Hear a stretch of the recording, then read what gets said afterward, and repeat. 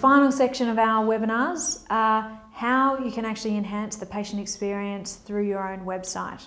So what we're going to look at is, breaking it down into what you can do quickly. So the next 30 days, 60 days and 90 days. And I know that everyone is busy, but we've tried to make this really, really easy so that it's just a few things you need to do in each one of those.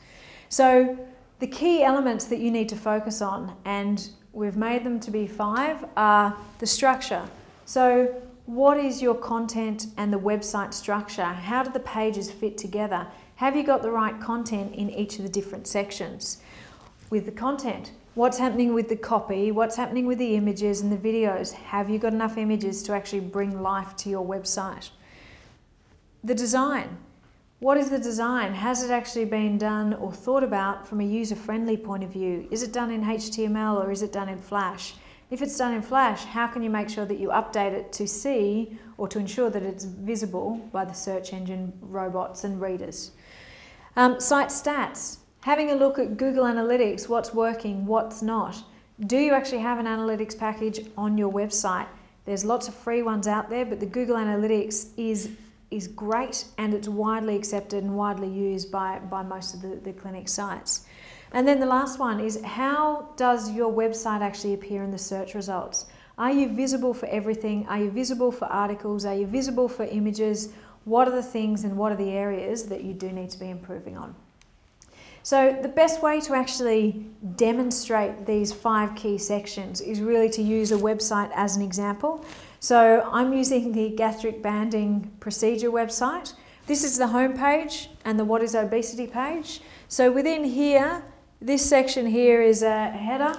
Section down here is a fat footer. Fat footers are great for search engine optimization, so recommend making sure that all of your sites do actually have those fat footers.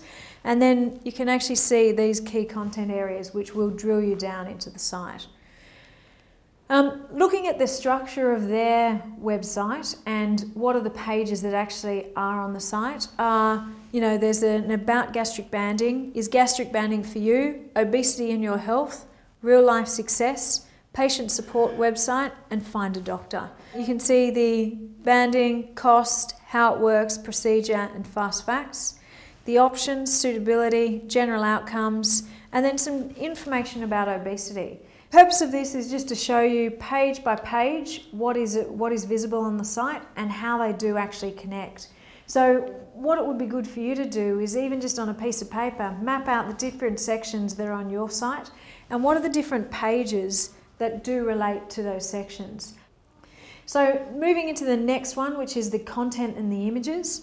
So if we have a look at some of the real life success story pages and actually drilling down into one of the success stories, so you can see that it does actually have, a few images. The thing about this is it is only the after images that are shown. When you drill down into the actual page itself, you can see the before and after images. So one of the great things to do is actually try and reduce the number of pages, and if you can actually embed this video within here, it just means that there's less pages to go through and people can be looking at all of that content on that one page. Good thing is that the maps and Google Maps have actually been integrated into this site. So you can, if you drill down into the clinics page, you can actually see exactly where that clinic is and find and pull it into Google Places and Google Maps so you can get that directional information. If we have a look at and this is a really important thing for search engine optimization, if we have a look at the naming conventions and how the images have been named, so this is from the home page, you can actually see that it has been saved as hero.jpg. So what that basically means is that it's not being referenced for weight loss, for gastric banding procedure, for anything that is relevant to the site.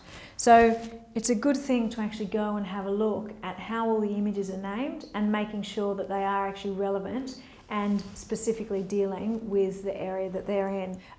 Next thing is the design and the look and feel. So really what you need to do here is just make sure that the most relevant content is actually being displayed and represented on the home page. So is this section here and are these elements here actually pushing the key messages that do need to be represented? The thing that I'm really interested in is the site stats. So what is working, what isn't working? So from some of the site stats, you can see what is happening on a daily basis, how many visits you are getting on a monthly period, how many pages they are actually viewing when someone comes to the site, the bounce rate.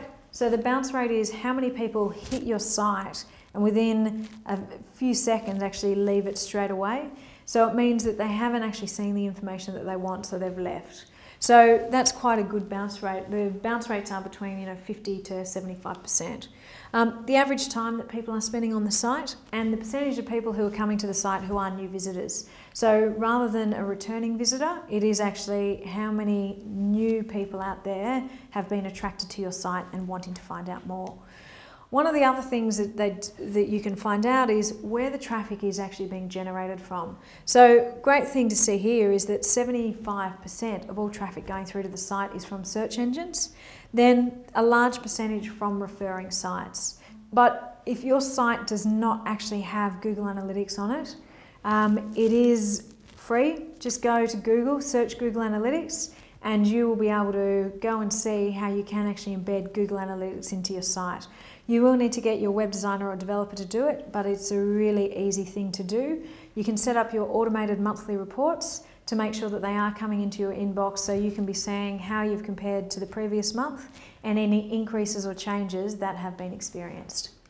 So we've done a couple of different searches here, one for obesity surgery, one for lap band surgery, and one for weight loss surgery. So you can see here that the Allergan site is appearing in number 1 in the paid results, and it isn't actually visible in any of the natural listings. If you have a look over here at lap band surgery, you can see that the gastric banding procedure site is actually number 1 for the natural results, and it is actually number 3 for the paid listings.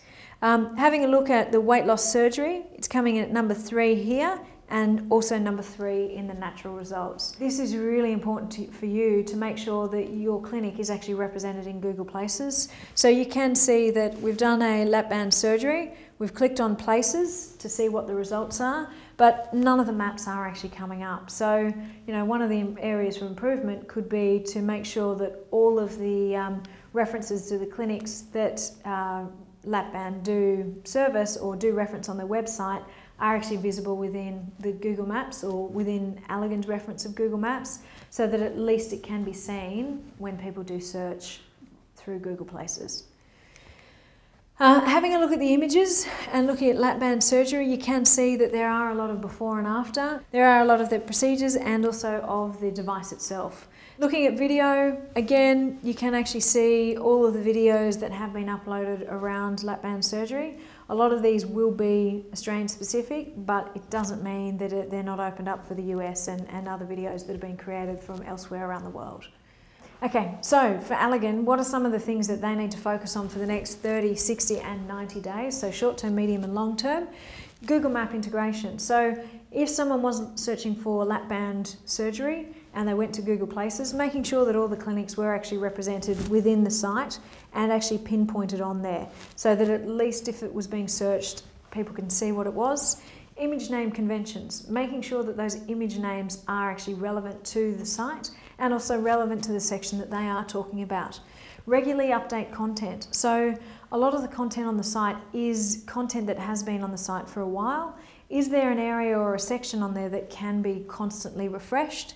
And then also making sure that those patient experiences are refreshed. So the ones on the site now have been on there for a year or so. How can we make sure that we are bringing a new one or even a video of the patient experience to the site?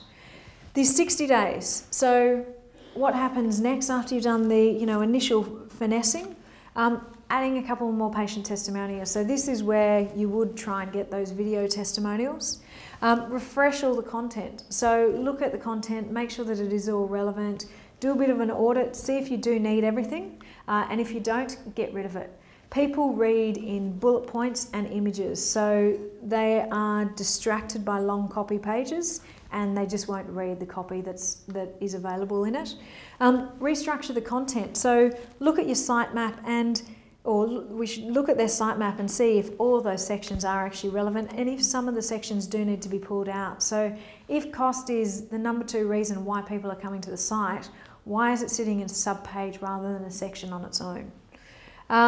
Animate the header on the home page. So at the moment it is just a static message that is talking about one thing. That's the perfect real estate to be talking about a number of different things so that you can actually encourage your potential patients to drill down and find out more information. Add calls to action on every page. There's been a lot of research done that if people and users know where to go next on a website, and that's by giving them a button, they're more than likely to click it rather than leave the site because they know or they are instructed on where they should be going. The next thing, so the longer term, and it really is about adding more content. So making sure that there is more content that is included and also updating the fat footer. So the fat footer does have a lot of relevant information, but it also does need to be updated. Is everything working that is available in the fat footer? If it's not, get rid of it.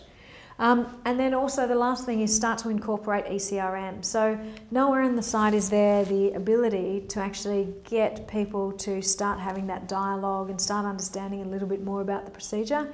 Make sure that that is included. So there are a few things that can be done, but as you can see, there's not a huge amount. It's just consistently making small minor changes to overall improve the website.